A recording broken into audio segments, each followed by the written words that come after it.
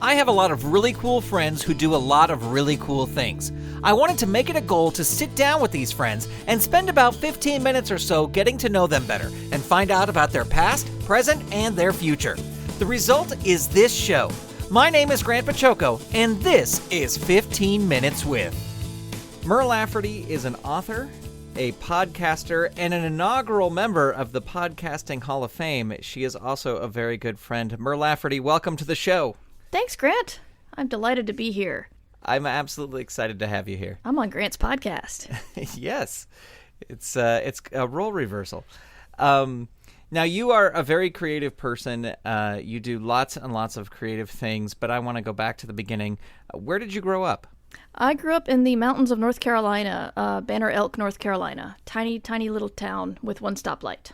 And did you, from a young age, were you sort of interested in creative things? Yeah, because we really didn't have anything to do. So, a whole lot of reading, whole lot of writing. A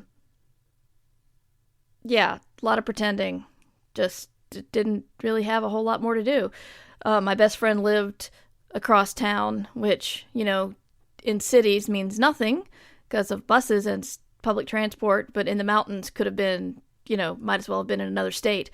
So, spent a lot of time on my own while, not in school. So just basically had to entertain myself. And was writing something that captured your interest pretty early on? Yeah, I thought it was, I seem to remember caring about it and being, getting serious, as serious as you can be at 13, but getting serious about it in 8th grade, starting my first book, getting frustrated with it, throwing it away, having my best friend rescue it. When Stephen King has the same story, only it was his wife rescuing it, and that became Carrie. And the world is very lucky that what my best friend rescued will never see the light of day. But my father says it was a lot earlier, and he brought me a box of my stuff recently, and it had a stapled together book from first grade, which had stories written by me. Wow. So I guess it was longer than that. Are you going to publish that?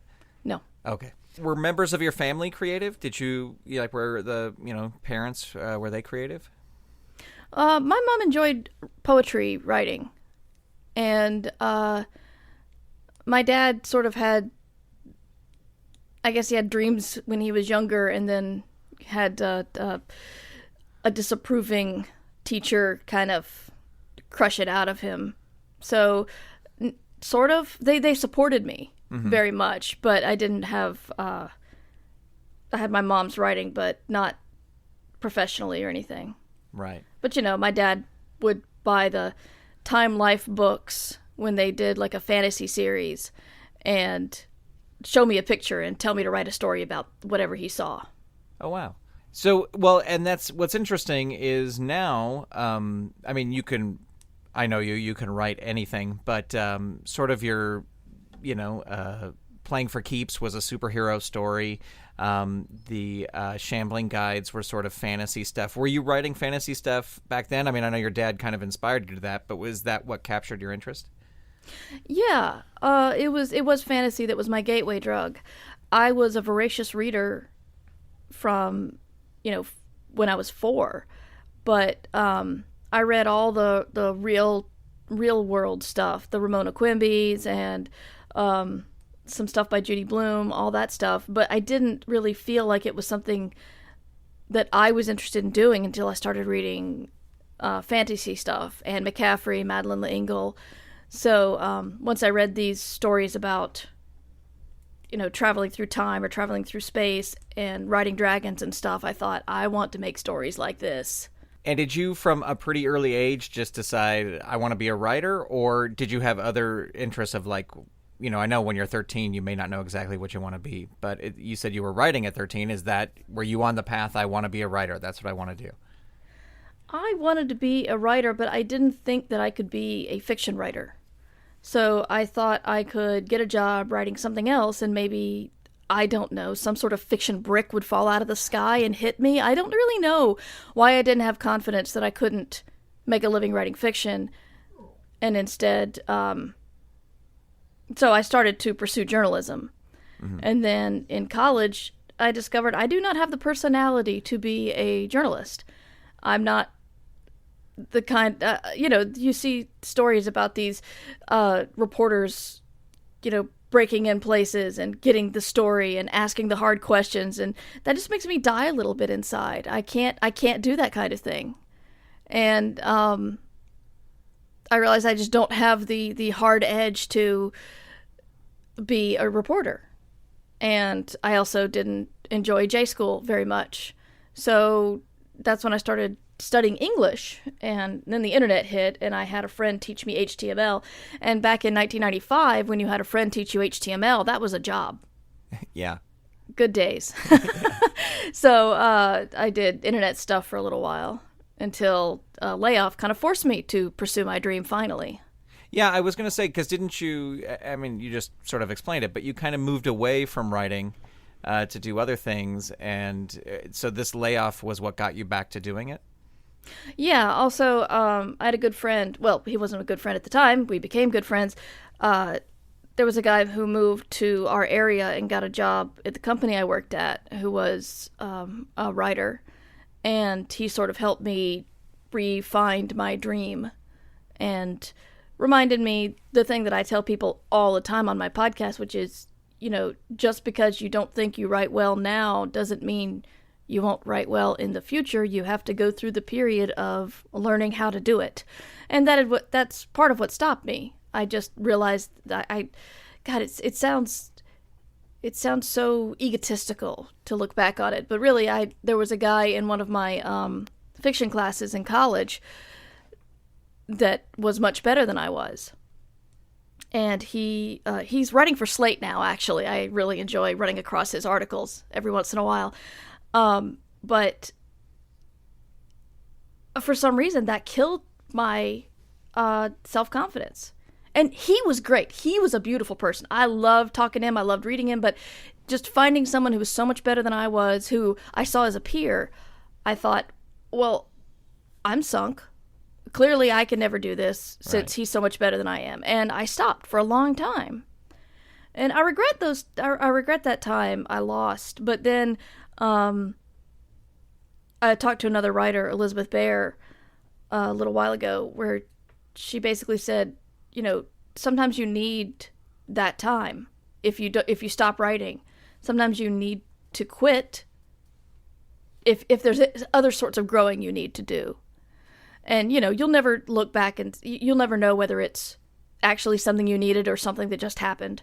But it happened, and so I can't change that. So try not to think about the fact that I lost 10 years of my adult life not writing. But then I started again and haven't stopped since. Right. And what was it that kicked you back to writing? It was the layoff and meeting the guy who used to write for role-playing games. His name's Richard Dansky. He's just did a great job of helping me get back into writing and really supported me and helped me introduce me to some people at White Wolf so I could get my first pro writing jobs, which was writing for RPGs. Now, you are a published author, and you have both self-published and been published through a publishing house. Which one of those came first in your career? Self-published, accidentally. Accidentally? Let's hear this story.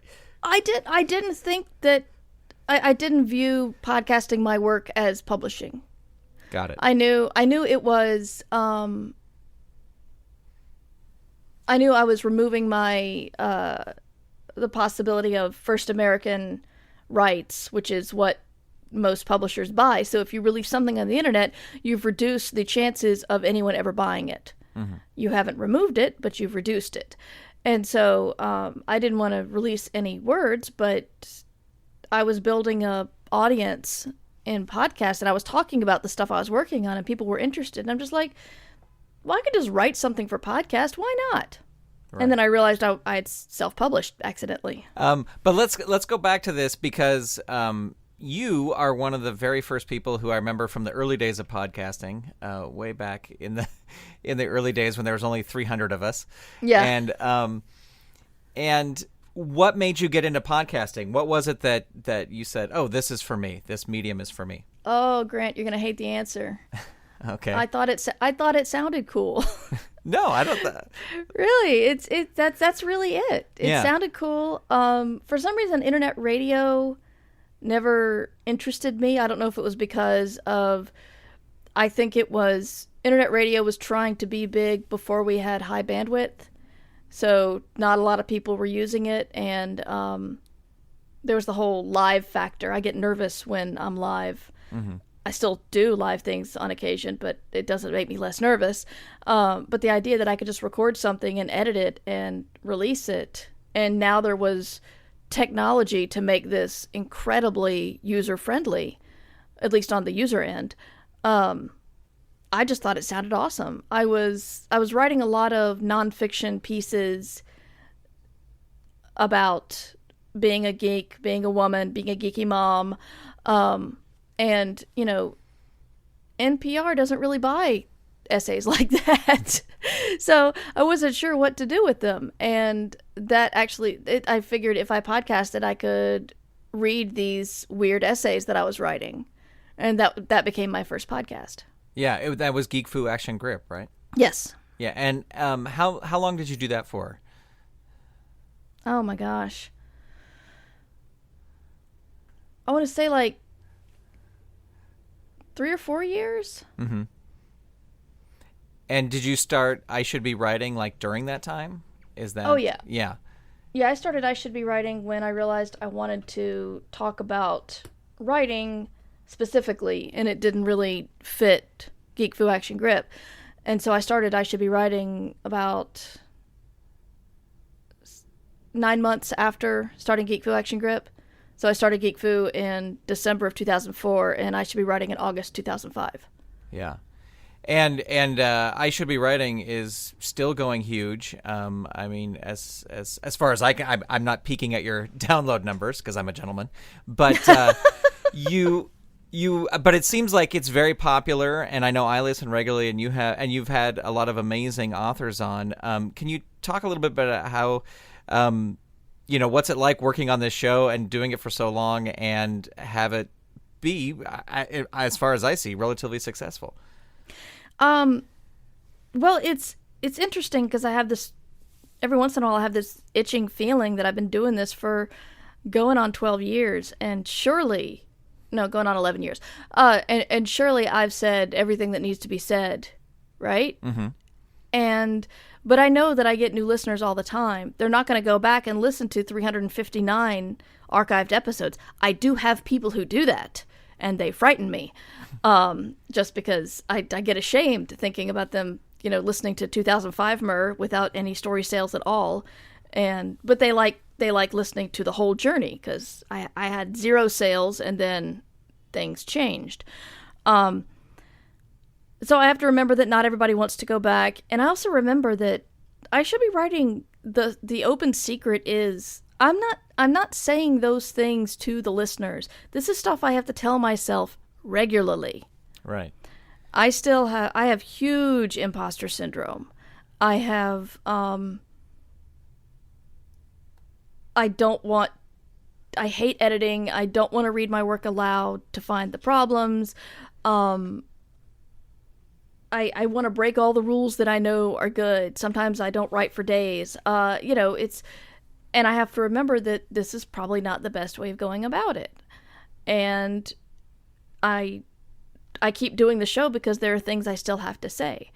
I also talk about the fact that I have depression and how I treat it and what the stigma against people who have depression, especially creative people, because people say if you medicate it, then you'll lose all of your creative urges. And I just want to say that I got medicated in 2004 October, and I started podcasting in December 2004, if that tells you anything. So, and people appreciate the fact that I'm open about that and how it affects my creative life. And sometimes there are bad days and sometimes there are good days, and I just try to be open about that because that does help people continue to realize they're not alone. That's also the other thing the show's about. Is like all the fears you're feeling, you're not alone. it's interesting. I've felt like it's been on a plateau for a long time. I know it's got like its hardcore fans, but it's not really growing. And it's funny, I have a second show that I started a year ago with Matt Wallace called Ditch Diggers, which is about the business of writing. And we talk about it. We leave the art at the door and we talk more about, okay, you want to pay the bills. Right. What do you need to do? Well, let's talk to people about actually trying to make a living doing this and the things you may have to do that have nothing to do with craft. And it's funny that it gets fewer downloads than I should be writing, but people talk about it a lot more. Yeah. Speaking of writing, I want to kind of move on to sort of your creative process. I don't want you to give away any trade secrets or anything, but just about your process. Do you write every day? No, I wish I did. I used to. If anybody's familiar with my stuff, I did the magic spreadsheet for a long time. I think I hit 400 or 500 days, and then when I was traveling in England, I missed a day, and that's the downside to having such a long streak, is that you don't want to start over from day one again. Right. So I didn't, which I'm really ashamed of because I was going really strong. I mean, I wrote on my phone while getting ready for my MFA graduation. Like, people were pinning all my what are they called? My gown and my hat, and they were pinning everything together while I'm poking words onto my phone to make sure I hit my daily word count. Yeah. But I don't write every day. Right now, I'm in I guess a pregnant period or something where I've got a lot of early stuff going on. I'm working on a novel proposal. I'm working on a short story outline. So I'm actually doing a lot of research and just a lot of daydreaming. It doesn't sound like much, but it's got to happen. Yeah. Well, you mentioned your phone. Are you somebody who carries around a notebook, or do you write most of your stuff electronically? What's your, or do you do it all? I take notes by hand. I'm much more comfortable taking notes by hand. I have tried every single to-do list app or note-taking app. Here's a secret. I don't understand Evernote at all. I don't understand it. I think I need to take a class on it or something. People talk about how robust it is. I'm just like, I don't get it. Yeah. I don't get it to the point I can't even tell you what I don't get about it. It's just, I try Evernote and I'm like, I don't get what I'm supposed to do with this. So when it comes to note-taking, I'm much happier with a pen and a notebook that I try to carry around with me. But when it comes to writing, it has to be on the keyboard because my mind moves very quickly and my handwriting is so terrible that if I tried to write longhand, it would eventually turn out to just be bumpy lines on a paper. Right. That I just wouldn't be able to read later. Having been an author for so long now and been published, if you could go back to maybe not your 13-year-old self, but maybe the writer in the early stages that was having doubts, what would you tell yourself? I'd tell her to listen to my podcast. Really, I started the podcast because I realized I had wasted so much time, and I didn't want anybody else to have doubts and quit. I know people who are very talented who have quit for reasons other than doubts, and that's fine. You know, it's their prerogative. It's fine to quit if you have doubts, but I would rather not hear that people quit because they had doubts. And persistence is what gets you success. And, it may depend on how you define success, but if you just keep going, something's going to hit at some point. Mm-hmm. The odds are with you. I mean, granted, you might be terrible, so you may never hit, but that's unlikely. If you keep working at something, you're going to get better at it. And if you stop working at something, you're going to cease getting better. So even if you don't think you're good enough for publication, just write. Another thing I would like to tell people that I don't talk about enough, because it often has a lot to do with on the more professional side of things, which is there are things that are not your decision. And there has to be a level of, is this story ready to submit? That is in your control. But at some point you have to decide that it's not my decision whether this story gets published or not. Mm-hmm. So if you think it's solid, it has a beginning and an end, send it out. An editor will read it, and it is their decision.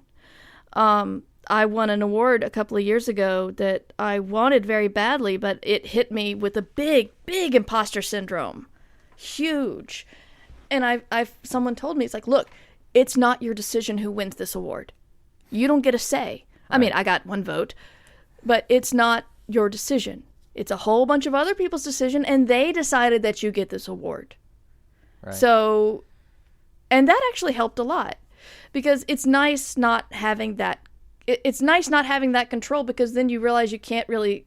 There's only one way to sabotage your effort, and that is to not go for it.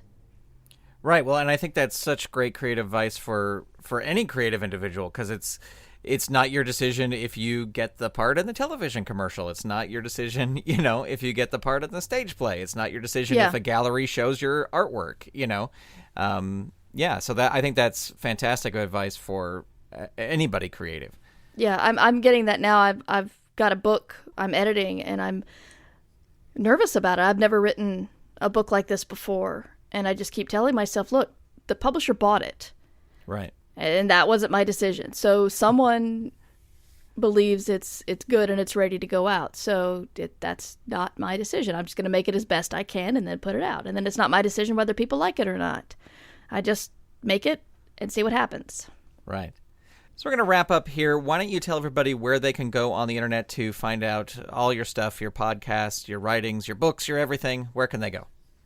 Everything is at murverse.com. That's Mur, half of universe, MURVERSE.com. That's where all my stuff is. I'm on Twitter, Mighty Mur, which is, I chose that nickname because it's like, again, the imposter syndrome. It's like calling a really big guy tiny.